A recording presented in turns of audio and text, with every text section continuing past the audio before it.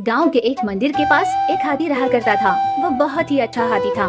गांव वाले अगर उसे कोई काम करने के लिए कहते, पूरे मन से उनका काम किया करता था। कोई भी जितने भी फल उसे देता, वो खुशी खुशी उन्हें खा लिया करता था। एक छोटे से तालाब से पानी सूंड में भर कर लाता, भगवान का अभिषेक किया करता और रास्ते में मिलने वाले तरह तरह के फूल तोड़ कर लाता, भगवान पर चढ़ाकर उनकी पूजा किया करता था। एक दिन हाथी को मंदिर पहुँचते पहुँचते देर हो गई। वो बड़ी जल्दी में तालाब के यहाँ जा रहा था। तभी तो मैं उस कंजूस मुरली का कोई काम नहीं करना चाहता था, पर मेरे मना करने से कहाँ रुकने वाला था वो। एक फल दूंगा, आधा फल दूंगा, मेरा सामान घर तक पहुँचा दो कहकर पीछे ही पड़ जाता है। और मेरा दिल ऐसा है कि मैं किसी को मना नहीं कर सकता, और इस चक्कर में देखो कितनी देर हो गई। ये सोचते हुए तेजी से चलता हुआ वो तालाब तक पहुँचा। उसने स्नान किया और सूंड में पानी भरकर गणेश जी के मंदिर चला गया। अपने सूंड में भरकर ले आए पानी से उसने भगवान का अभिषेक किया। फिर वापस वो जंगल में गया और बहुत सारे फूल लेकर वापस मंदिर आया और बहुत ही विनय पूर्वक उसने कहा, गणपति बापा, आज आपकी पूजा करने में बहुत देरी हो गई, मुझे माफ कर देना।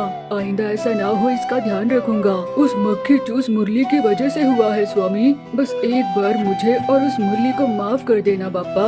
यूँ भगवान से प्रार्थना कर वो मंदिर से वापस लौटा और पेड़ के नीचे उस पत्थर के पास गया। हाथी ने देखा वहाँ पर 2 केले रखे हुए थे। लगता है कंजूस मुरली दिलदार हो गया। हर रोज एक केला रखने वाले ने आज 2-2 केले रख लिए। हाथी ने खुश होकर दोनों केले खा लिए, पर उसका पेट नहीं भरा। उसे और फल खाने थे। भला इन 2 केलों से मेरा क्या होने वाला है? इतना तो काफी नहीं है। क्या गणपति बापा के दर्शन करने यहाँ कोई भक्त नहीं आएंगे? और भगवान के दर्शन कर उनकी नजर मुझ पर पड़ी तो क्या वो मुझे खाने के लिए कुछ नहीं देंगे? ये सोचकर हाथी उसी मंदिर के पास बहुत देर तक खड़ा रहा और हर तरफ नजर घुमाकर देख रहा था कि क्या कोई मंदिर आ रहा है। बहुत देर तक इंतजार करने पर भी ना कोई भक्त आया और ना ही उसे खाने के लिए फल मिले। हाथी की भूख और भी बढ़ रही थी। बहुत देर के बाद हाथी ने मन ही मन सोचा, ये एक दूर सुदूर खेड़ा गांव है। यहाँ किसानी करने वाले, मजदूरी करने वाले और भेड़ चराने वाले चरवाहे ही हैं। और इसी वजह से मेरा इस बात का उम्मीद करना तो गलत है कि गांव वालों में भक्ति श्रद्धा ज्यादा होगी। मुझे तुरंत जंगल जाकर मुझे मिले फलों को खाना होगा और अपनी भूख मिटानी होगी।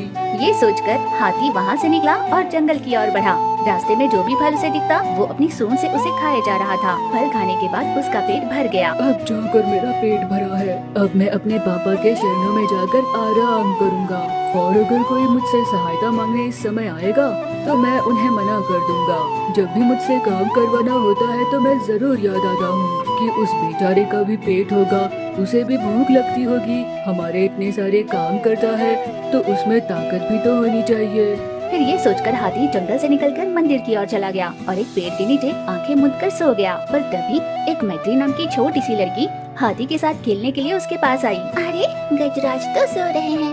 ठीक है, इस समय उनकी नींद खराब नहीं करूंगी। जब ये जाग जाएगा तब खेलने आऊंगी। तभी अचानक हाथी की आंख खुली। अरे मैत्री, क्या बात है?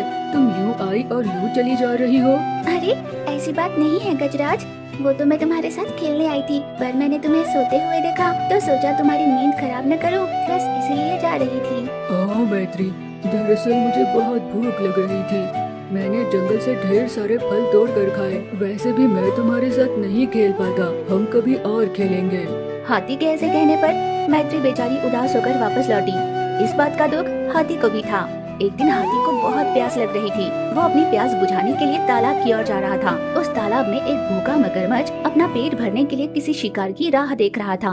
वो अपना मुंह खोलकर किनारे की ओर देख रहा था। उसने हाथी को तालाब की ओर आते हुए देखा। तभी मगरमच्छ ने उसके पैर को जोर से काटा। हाथी बेचारा बहुत दर्द में था। बापा, मेरी रक्षा करो। बापा वहाँ प्रकट हो गए। गजराज, तुम चिंता मत करो और घबराओ भी नहीं, मैं आ गया हूँ ना, मैं तुम्हारी रक्षा करूँगा। फिर गणपति बापा ने अपनी दिव्य शक्ति से हाथी को मगरमच्छ के चंगुल से छुड़ाया। बेचारे हाथी का पैर घायल हो चुका था, जिससे वो चल नहीं पा रहा था। पर पापा ने चमत्कार किया और हाथी के घाव को उन्होंने झट से ठीक कर दिया। गजराज, कम से कम इस वजह से आपके दर्शन हो पाए।